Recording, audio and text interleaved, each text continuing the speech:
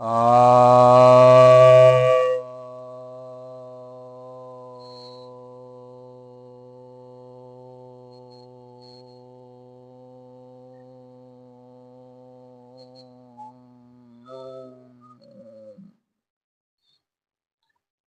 सभी भक्तजनों को सप्रेम नमः।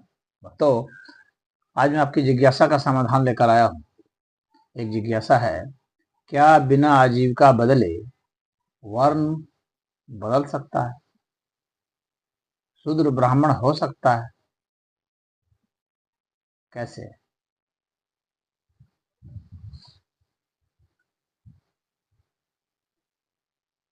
देखिए, वर्ण व्यवस्था के विषय में शास्त्र का स्पष्ट मत है कि कर्म के अनुसार यह बदलता है। और जिस तरह का ज्ञान व्यक्ति हासिल करने जाता है था गुरुकुल में पहले, तो गुरुकुल में वह जिस तरह की चीज़ों को चुनता था कि क्षत्रिय वाला कर्म चुनता था, मतलब उस तरह की शिक्षा, या ब्राह्मण वाला, या वैश्य वाला, या शूद्र वाला। शूद्र वाले कर्म में वो क्या सीखता था?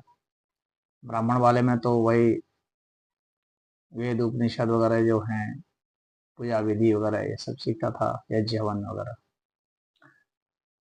क्षत्रिय वाले में तो अपना जो रक्षा संबंधित जो चीज़ें हैं, रणनीति बनानी होगी या अस्त्र शस्त्र चलाने होंगे, उससे सीखता था। वैश्य वाले में अर्थशास्त्र और वही कॉमर्स, व्यापार संबंधित जो चीज़ें हैं, कृषि संबंधित जो चीज़ें हैं, ये सब सीखता था। शूद्र क्या सीखता था? तो जितने भी टेक्निकल चीज़ें थी, जो बनाने की, मिस्त्री वाले जो काम होते, शिल्प वाले जो काम होते हैं, औषधि वाले जो काम होते थे, और तमाम तरह के सब, चाहे लोहार संबंधित हो या कोई किसी इस तरह से संबंधित जो तकनीकी चीज, जैसे क्षत्रिय हथियार चलाएगा लेकिन हथियार तो बनाएगा नहीं, हथियार तो शूद्र ही बनाएंगे। तो ये इस तरह की जो चीजें होती थी। तो ब्राह्मण यज्ञ करेगा, लेकिन यज्ञ कुंड और ये सब सब जितने हैं, वहाँ पर छावनी छाना है, तो वो सब सब जो है शूद्र ही करेंगे। तो वो उन सब विषय में, यानी टेक्नोलॉजिकल नॉलेज जो था, वह शूद्रों के अधीन ही था। तो वो वहाँ पर जो है, वो गुरुकुल में जब इस तरह शिक्षा जब ले लेता था कोई, तो अब जो है उसको वहाँ के जो प्राचार्य हैं, तो वे उसे बता देते कि ये इस वर्ण का है, वो उसको एक तरह से डिग्री मिल जाती थी।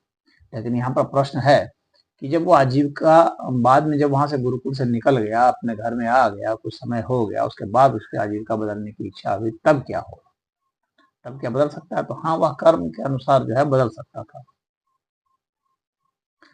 तो वो अपना कर्म बदल लेता था, दूसरे तरह का कर्म करना लग गया, तो वह बदल जाता था।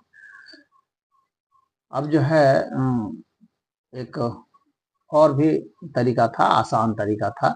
मतलब जबकि आप कह देंगे कि हम शुरुआत अब मैं इस वर्ण के नाम से जाना जाऊं, उसके लिए क्या है, उसके लिए क्या सिस्टम होता था कि व्यक्ति को 25 लाख मंत्र जपने पड़ते थे, तब वह जो है आजीविका को नहीं बदल करके भी अपना वर्ण बदल सकता था।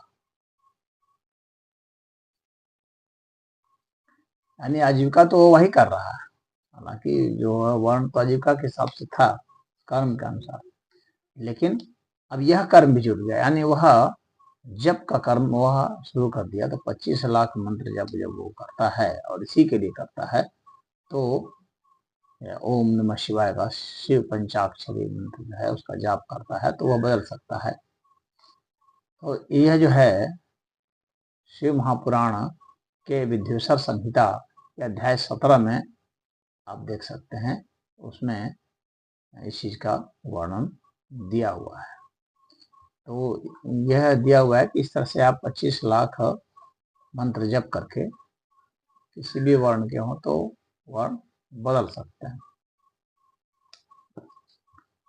तो ये वर्ण बदलने की विधि है, और उसमें फिर जो है मान्यता जो है वो दे दिया थे, जो है वही गुरु जो है वे मान्यता दे देते थे, जिससे वह दीक्षित होता था, वह दे देते थे कि अब से यह ऐसा माना जाए।